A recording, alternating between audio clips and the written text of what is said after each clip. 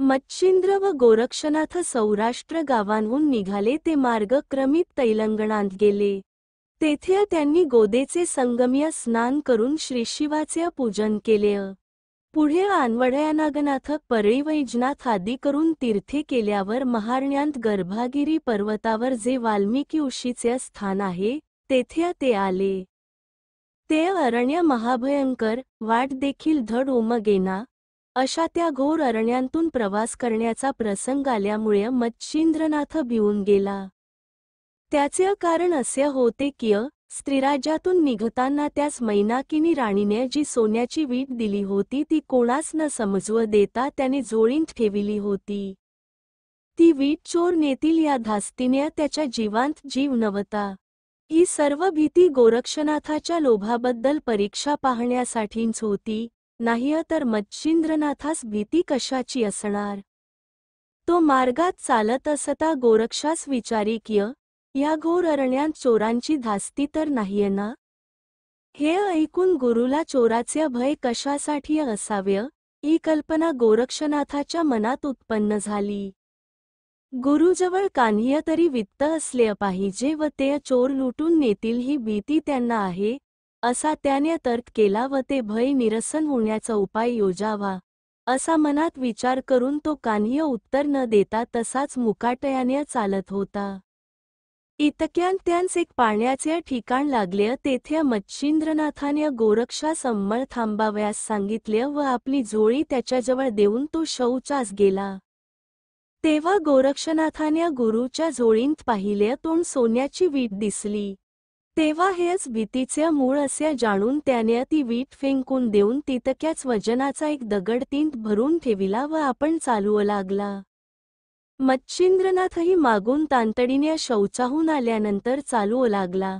गोरक्ष बराच लांब गेल्यावर गुरु मागून येत होता. त्याची वाट पाहत विसावा घेत बसला. इतक्यात एक विहीर त्याचे नजरेस पडली. तीन त्याने स्नान केले. मीननाथास स्नान घातले व नित्यकर्म उरकून घेत आहे तो मच्छिंद्रनाथ जवळ आला आणि पूर्ववत येथून पुढे कान्ह्य भय वगैरे नाहीये ना असे विचारू लागला. त्यावर भय होते ते मागे राहिले. आता काळजी न वाहता स्वस्थ असावे असे गोरक्षनाथाने उत्तर दिले. अशा उडवाउडवीच्या गोष्टी जेव्हा गोरख सांगू लागला तेव्हा मच्छिंद्रनाथ चकित झाला. मग त्याने आपणांस वीट मिळाल्याची हकीकत सांगितली व तिला कोणी चोरटे येऊन लुटून नेतील ही मोठी मला धास्ती आहे म्हणून बोलला. ते ऐकून गोरक्ष म्हणाला, अशाश्वत वित्त आता आपल्याजवळ नाहीये म्हणून भय देखील नाहीये. हे ऐकून कान्ह्य तरी दगा झाल्याची कल्पना मच्छिंद्रनाथाच्या मनात उद्भवली व त्यास तळमळ लागली. तेव्हा गोरक्षाने मच्छिंद्रनाथाचा हात धरला आणि उभयतांनी आपापल्या जोळ्या घेऊन पर्वतावर जाण्याची तयारी केली. निघण्यापूर्वी जोळी तपासता जोळींत वीट नाही असे पाहून मच्छिंद्र गोरक्षास पुष्कळ टाकून बोलला व रडून त्याने एकच गोंधळ केला. त्या दुःखाने तो गडबडा लोळू लागला व मोठमोठ्याने रडून पिशाचासारखा चौफेर फिरू लागला. त्याने गोरक्षास नाही ते बोलून शेवटी निघून जा, तोंड दाखवू नको इतके सुद्धा सांगितले. मच्छिंद्रनाथाचे ते काळजास झोंबणारे शब्द ऐकून देखील गोरक्ष उगाच राहिला व त्याचा हात धरून त्यास पर्वतशिखरावर घेऊन गेला. जाताना पर्वतावर गोरक्षाने सिद्धयोगमंत्र जपून लघवी केली. त्यामुळे तो सर्व पर्वत सुवर्णमय होऊन गेला. मग लागेल तितके सुवर्ण नेण्यास त्याने गुरुस विनंती केली. ते अघटित कृत्य पाहून त्याने गोरक्षाची वाहवा करून त्यास शाबासकी दिली आणि त्यास आलिंगन देऊन पोटाशी धरून म्हटले, बाळा गोरक्षा, तुझ्यासारखा परीस सोडून सोन्याला घेऊन काय करून. अशा प्रकारच्या अनेक उपमा देऊन मच्छिंद्रनाथाने त्याची पुष्कळ वाखाणणी केली. गोरक्षाने गुरुच्या बोलण्याचा तो झोंक पाहिला. तेव्हा आजपर्यंत सुवर्णाची वीट कोणत्या कारणास्तव जपून ठेविली होती ते मला सांगावे असा त्याने आग्रह धरिला. तेव्हा मच्छिंद्रनाथ म्हणाला की माझ्या मनात अशी इच्छा होती की आपल्या देशी गेल्यावर साधुसंतांची पूजा करून एक मोठी समाराधना घालावी. ते ऐकून तुमचा हा हेतू मी पुरवितो म्हणून गोरक्षाने त्यास सांगितले. मग गोरक्षाने गंधर्वास्त्रमंत्र म्हणून भस्माची एक चिमटी स्वर्गाकडे फेकली. त्याबरोबर चित्रसेन गंधर्व येऊन नाथास वंदन करून काय आज्ञा आहे म्हणून विचारू लागला. तेव्हा गोरक्षाने सांगितले की आणखी कान्ह्य गंधर्वांस बोलाव आणि त्यांना चौफेर पाठवून बैरागी, संन्यासी, जपी, तपी, संत साधू, देव, गंधर्व, दानव किन्नर या सर्वांस येथे आणावे. का की आम्हांस एक टोलेजंग जेवणावळ घालावयाची आहे. मग चित्रसेनाने 100 गंधर्व आणून जिकडे तिकडे पाठविले. ते गंधर्व पुष्कळांस आमंत्रण करून त्यांस घेऊन आले. नवनाथ, शुक्राचार्य, दत्तात्रेय, याज्ञवल्क्य, वसिष्ठ, वामदेव, कपिल, व्यास, पराशर, नारद, वाल्मिकी आदी करून मुनिगण तेथे थोडक्याच वेळात येऊन पोहोचले. नंतर गोरक्षनाथाने मच्छिंद्रनाथास सांगितले की भोजन समारंभास पुष्कळ मंडळी जमली आहे. तरी तुमची मी माग्या मार्गात टाकून दिलेली सोन्याची वीट आणून देतो, ती घेऊन समारंभ साजरा करावा. यावर मच्छिंद्रनाथाने त्याचे समाधान केले की बाळा, तुझ्यासारखा शिष्य असल्यावर मला यहकश्चित सोन्याची वीट घेऊन काय करावयाची आहे.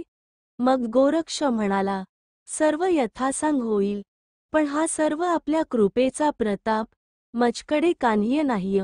असे बोलून त्याने चरणांवर मस्तक ठेविले व मी सर्व व्यवस्था लावून बंदोबस्त करीतो, आपण कान्ह्य काळजी न करिता स्वस्थ असावे असे सांगितले. नंतर त्याने अष्टसिद्धींस बोलावून त्यांच्याकडे स्वयंपाकाचे काम देऊन उंची अनेक पक्वाने तयार करण्याची आज्ञा केली व बंदोबस्त नीट राहून कान्ह्य एक न्यून न पडू देण्याची सक्त ताकीद दिली. मग त्याने एकंदर कामाची व्यवस्था लाविली व उत्सवाचा बंदोबस्त उत्तम प्रकारचा ठेविला. त्यावेळेस सर्वांना अत्यानंद झाला. या भोजन समारंभात गहिनीनाथ आले नव्हते, म्हणून गोरक्षनाथाने ही गोष्ट मच्छिंद्रनाथास सुचविली. तेव्हा मधुब्राह्मणाकडे एका गंधर्वास पाठवून पुत्रासह त्यास घेऊन येण्यास सांग, म्हणजे तो त्यास आणील, असे मच्छिंद्रनाथाने गोरक्षास सांगितले. त्यावरून गोरक्षनाथाने चित्रसेन गंधर्वास सर्व वृत्तांत कळविला व त्याच्या अनुमतीने एक पत्र लिहविले. ते त्याने सुरोचन नामक गंधर्वाजवळ दिले. ते त्याने कनकगिरीस जाऊन त्या मधुब्राह्मणास दिले व इकडील सविस्तर मजकूर सांगितला. मग तो ब्राह्मण मोठ्या आनंदाने मुलास आणि गहिनीनाथास घेऊन निघाला. तो मजल दरमजल करीत गर्भाद्री पर्वतीय येऊन पोहोचल्यावर त्याने गहिनीनाथास मच्छिंद्रनाथाच्या पायांवर घातले. त्यावेळेस त्याचे वय 7 वर्षाचे होते. मच्छिंद्रनाथ मुलाचे मुके घेऊ लागला. त्यानंतर हा गहिनीनाथ करभजन नारायणाचा अवतार असल्याचे त्याने सर्वांस निवेदन केले. त्यावेळी शंकराने मच्छिंद्रनाथास सांगितले की आम्हास पुढे अवतार घ्यावयाचा आहे, त्यावेळी आम्ही निवृत्ती या नावाने प्रसिद्धीस येईन व हा गहिनीनाथास अनुग्रह करील. यास्तव यास अनुग्रह देऊन सकल विद्यांमध्ये प्रवीण करावे. हे ऐकून मच्छिंद्रनाथाने गोरक्षनाथाकडून गहिनीनाथास लागलाच अनुग्रह देवविला. तसेच संपूर्ण देवांच्या समक्ष त्याच्या मस्तकावर आपला वरदहस्त ठेविला. हा समराधनेचा समारंभ 1 महिनाभर सतत चालला होता. मग गोरक्षाने कुबेरास सांगितले की तू हा सुवर्णाचा पर्वत घेऊन जा आणि याच्या मोबदला आम्हांस अमोल वस्त्रे, भूषणे दे, म्हणजे ती सर्व मंडळीस देऊन रवाना करता येईल. हे भाषण ऐकून कुबेराने येथील धन येथेच असू द्या. आज्ञा कराल त्याप्रमाणे वस्त्रालंकार मी घेऊन येतो. मग त्याने वस्त्रांची दिंडे व तऱ्हेचे पुष्कळ अलंकार आणून दिले. ती वस्त्रे भूषणे सर्वांना दिली. याचकांना द्रव्य देऊन त्या सर्वांच्या इच्छा तृप्त केल्या व मोठ्या सन्मानाने सर्वांची रवानगी करून दिली. समारंभ झाल्यावर उपरीक्ष वसुस्मागम्य मीननाथास सिंहलद्वीपास त्याच्या तिलोत्तमा मातोश्रीकडे पाठवून दिले. त्याने मीननाथास तिलोत्तमेच्या स्वाधीन केले व मच्छिंद्रनाथाचा सारा वृत्तांत तिला सांगितला. तेव्हा मच्छिंद्रनाथाच्या भेटीची निराशा झाल्यामुळे तिच्या डोळ्यांस पाणी आले. ते पाहून एक वेळ तुला मच्छिंद्रनाथ भेटेल, तू कानिय चिंता करून नको, असे सांगून उपरीक्षवासू आपल्या स्थानी गेला. मग ती मुलावर प्रीती करून आनंदाने राहिली. इकडे गर्भाद्री पर्वतावर गहिनीनाथास अभ्यास करविण्याकरिता गोरक्ष व मच्छिंद्रनाथ राहिले. उमाकांतही तेथेच होते. त्या सुवर्ण पर्वतावर अदृश्यास्त्राची योजना करून कुबेर आपल्या स्थानी गेला. अदृश्यास्त्राच्या योगाने सुवर्णाचा वर्ण झांकून गेला. परंतु त्या पर्वतावर शंकर राहिले, ते अद्यापि तेथेच आहेत. त्यास म्हातारदेव असे म्हणतात. त्याच्या पश्चिमेस कानिफनाथ राहिला. त्याने त्या गावाचे नाव मढी असे ठेविले. त्याच्या दक्षिणेस मच्छिंद्रनाथाने वसती स्थान केले. त्याच्या पूर्वेस जालंधरनाथ राहिला. त्याच पर्वताच्या पलीकडे वडवानळ गावी नागनाथाने वस्ती केली. विटी गावांत रेवणसिद्ध राहिला. गर्भाद्री पर्वतावर वामतीर्थी गोरक्षनाथ राहिला. त्याने तेथेच गहिनीनाथाकडून विद्याभ्यास करविला. एका वर्षांत तो सर्व विद्येत निपुण झाला. नंतर त्यास मधुब्राह्मणांकडे पाठवून दिले.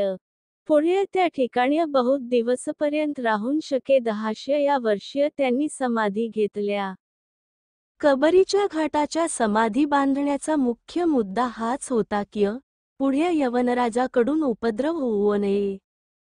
एकदा औरंगजेब बादशहाने ह्या समाधी कोणाच्या आहेत म्हणून विचारल्यावरून लोकांनी त्यास सांगितले की तुमच्या पूर्वजांच्या आहेत.